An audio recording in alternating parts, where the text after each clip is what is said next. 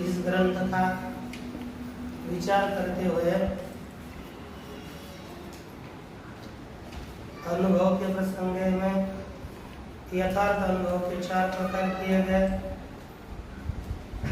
प्रत्यक्ष, अनुमिति, उपमिति, शास्त्र से इनके कारण भी तद्वत 4 ही बताए गए।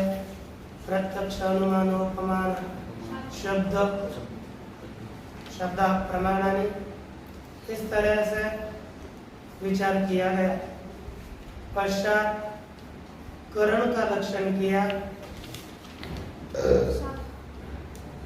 असाधारण कारणम करणम, जो असाधारण कारण होता है वह करण है। यदि केवल कारणम करणम इतना ही लक्षण करते तो काल में अतिव्याप्ति होती है। उस अतिव्याप्ति का वर्णन करने के लिए असाधारण पद दिया। असाधारण पद देने पर असाधारणत्वे सति कारणत्वं करणस्य लक्षणम, यह करण का लक्षण बना। इस अवस्था में यह इस तरह से करण का लक्षण करने पर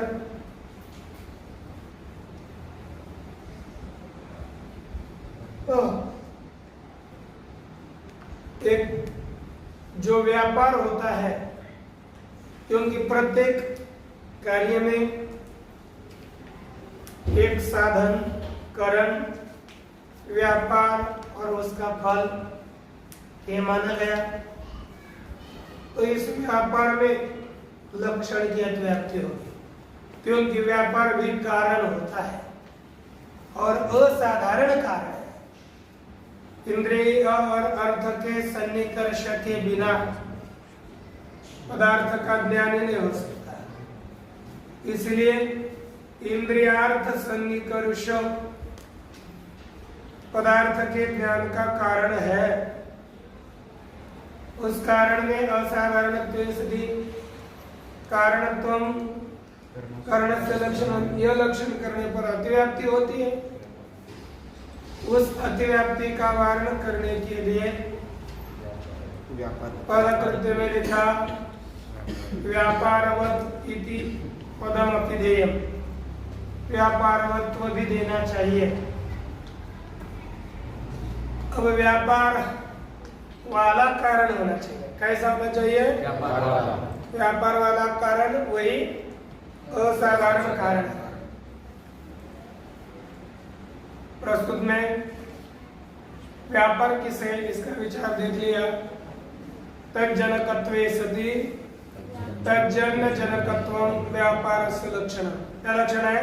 तज्जन्यत्वे सति तज्जन्य जनकत्वम व्यापारस्य लक्षणम्। बोलो पहले से। तज्जन्यत्वे सति तज्जन्य जनकत्वम व्यापारस्य लक्षणम्। मूर्ख से। तज्जन्यत्वे सति तज्जन्य जनकत्वम। अरे पूरा बोलो, नहीं मैं जो बोला था। तज्जन्यत्वे सति तज्जन्य जनकत्वम व्यापारस्य लक्षणम्। बोला तज्जन्यत्वे सति तज्जन्य जनकत्वम व्यापारस्य लक्षणम्। बोला तज्जन्यत्वे सति तज्जन्य जनकत्वम व्यापारस्य लक्षणम्। अब यहाँ पर उदाहरण में आपको दिखाया था, जैसे हमको एक घड़ा बनाना है, घर, यह कार्य। लेकिन घट बनाते समय पहले उसको चक्के में रख कर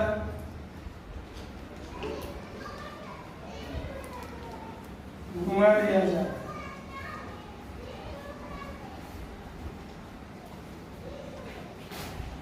तभी ये घूम करके उसके कपाल बनते हैं। लेकिन वो चक्का भी घूमता है डंडे से। तो देखो व्यापार हो गया इस चाक में भ्रमी, भ्रमी अर्थात घूमना। भ्रमी को कहते हैं घूमना, ये व्यापार हो गया। अब देखो पहला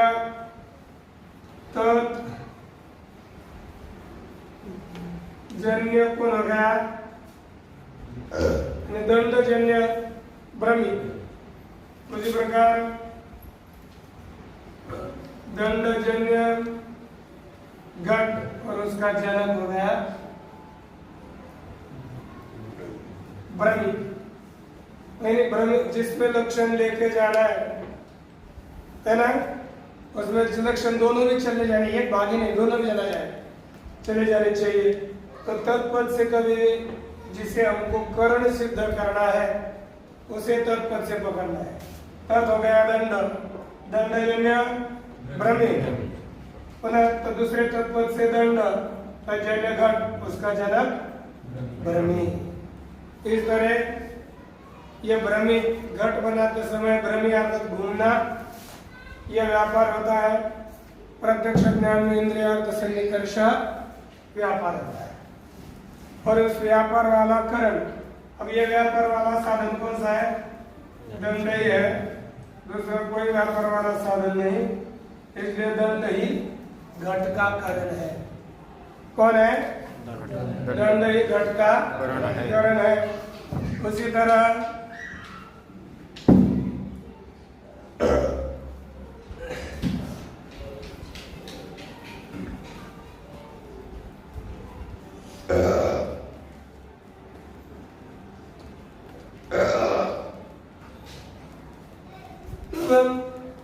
ये अपना जो लक्षण वगैरह है ये आगे और जो कुछ है अपना व्यापारश्च द्रव्यान्यत्वे सति तज्जन्यत्वे सति तज्जन्य जनकत्वं जनकः ईश्वरेच्छादि वारणाय तज्जन्यत्वे सति तज्जन्य जनकः ईश्वरेच्छा वारणाय तज्जन्यत्वे सति।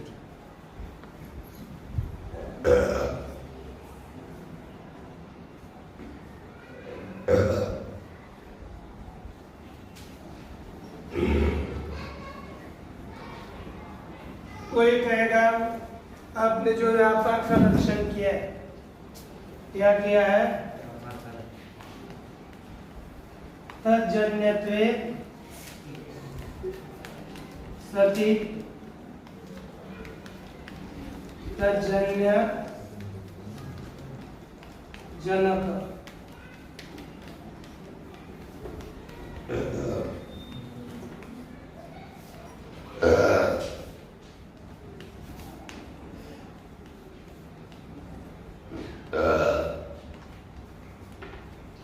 देखो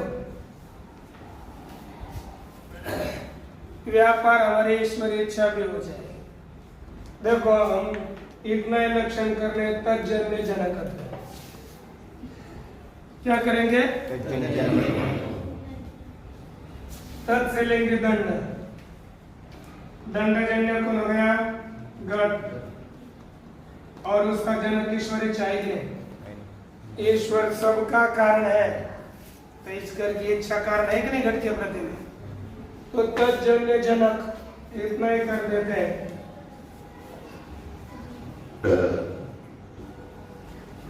तो दंडजन्य जो घट, उस घट जनकत्व ईश्वरी इच्छा में है, इसीलिए क्या हो जाता? ईश्वरी इच्छा में इसकी अतिव्याप्ति हो जाती। उसका वारण करने के लिए क्या पद देना पड़ा? तज्जन्य।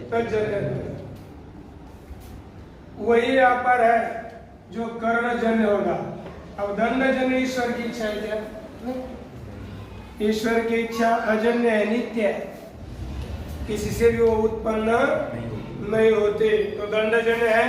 नहीं है। ये हमको कर्णजन्य होना चाहिए, जिसे हम कर्ण मानते हैं।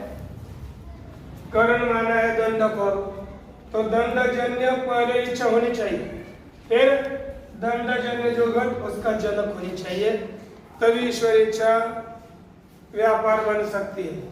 लेकिन अब ईश्वर इच्छा व्यापार नहीं होगी, क्योंकि दंडजन्य ईश्वर इच्छा नहीं है। दंडजन्य होती तो व्यापार हो जाता, लेकिन दंडजन्य न होने के कारण ईश्वर इच्छा को हम लोग क्या नहीं मान सकते? व्यापार नहीं मान सकते, इसलिए व्यापार नहीं है। और तज्जन्य जनकत्व इतना लक्षण करने पर उसमें अतिव्याप्ति हो जाती है, उसका वर्णन करने के लिए दिया तज्जन्यत्वम। यह पद तो लक्षण बन गया तज्जन्यत्वे सति तज्जन्य जनकत्वम। आगे कुलाल जन्यत्वे सति कुलाल जन्य घट जनकत्वम कुलाल पुत्रस्यापि अस्ति तत्र अतिव्याप्ति वारणाय प्रथमं सत्यंतम। देखो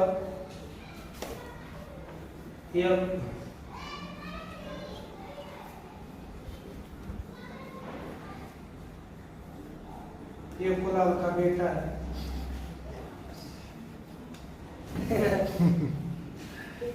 हैं?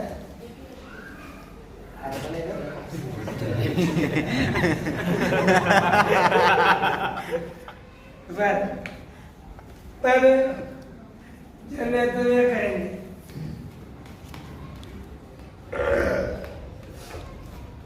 हाँ, यदि हम एक क्या है तज्जन्यत्वे सति तज्जन्य जनकत्व, तो क्या हो जाएगा? कुलाल पुत्र है ना, कुलाल पुत्र किससे जन्य है? कुलाल से। कुलाल से। कुलाल से जन्य। कुलाल जन्य कुलाल का बेटा, पुनः कुलाल जन्य घट है कि नहीं? कुलाल जन्य घट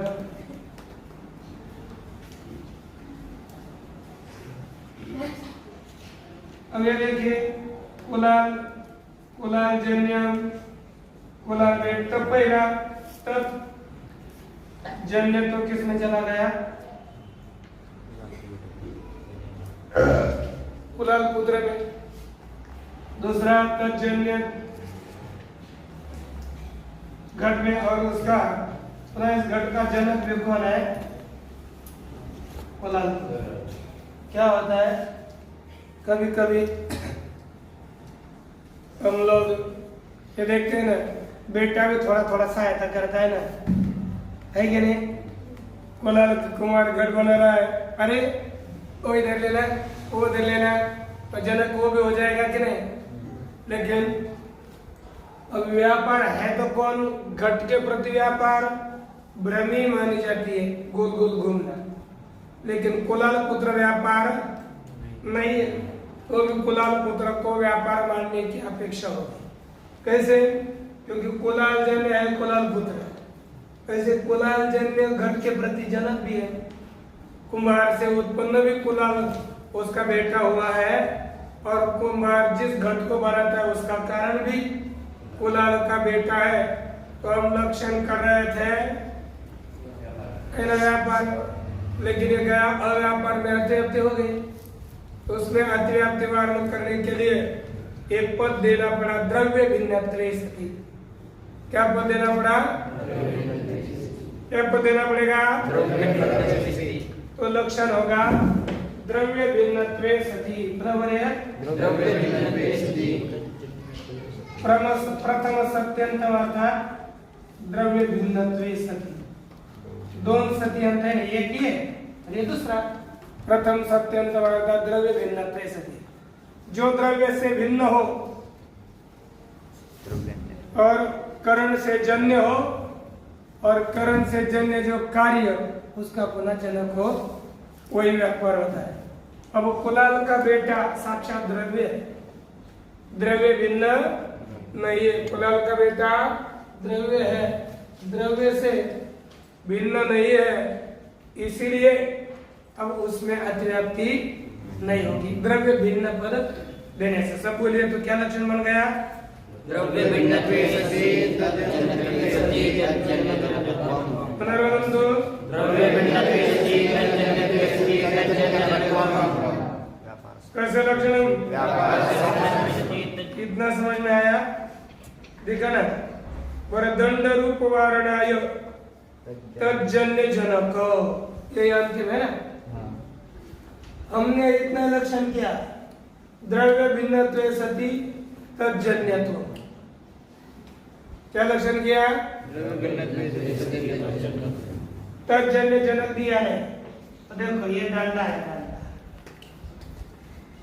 ये इस डंडे को पकड़कर कुलाल क्या करता है? चक्के को घुमाता है।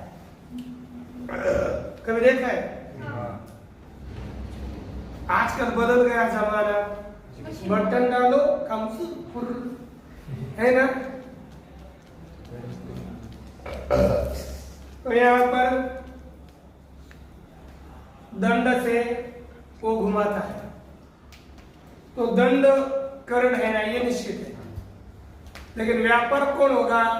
तो देखो जो गुण होता है ना, गुण में रहने वाला, गुण में रहने वाला गुण तज्जन्य माना जाता है। तो गुण कौन है? ये दंड हो गया, ये गुणी, उसका है रूप। उसमें क्या है? रूप। तो रूप दंडजन्य है कि नहीं? है ना।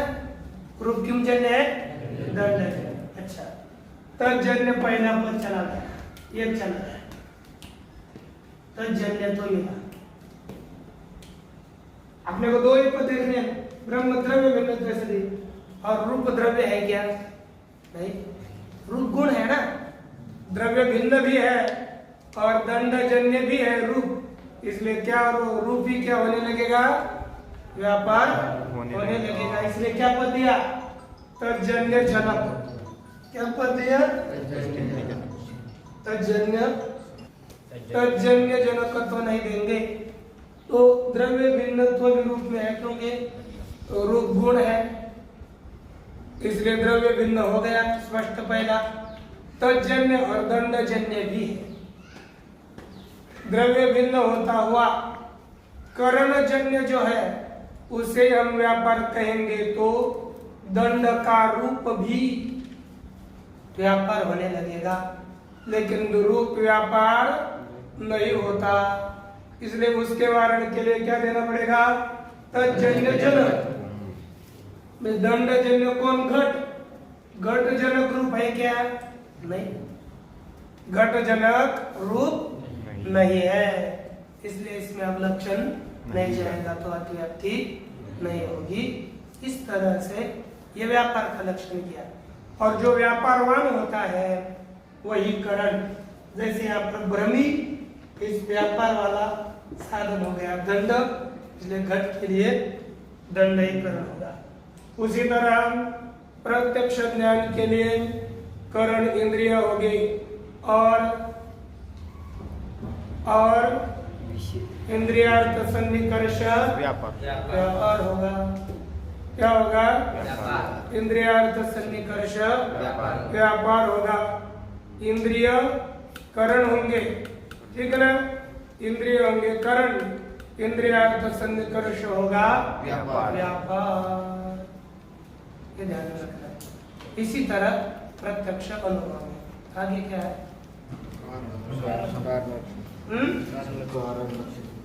कारण लक्षण। कारण लक्षण बोलो किसे? कार्य नियत पूर्ववृत्ति ही कारण। कार्य नियत पूर्ववृत्ति है कारण। अब कहा कि असाधारण कारण करण है, तो कारण क्या चीज है? पहले कारण तो समझ लेने दीजिए। तो कहा कार्य के निश्चित पूर्व में रहने वाला ही कारण होता है। कार्य के नियत निश्चित पूर्व में रहने वाला कारण। इसका पता करते हैं, लिखेगा,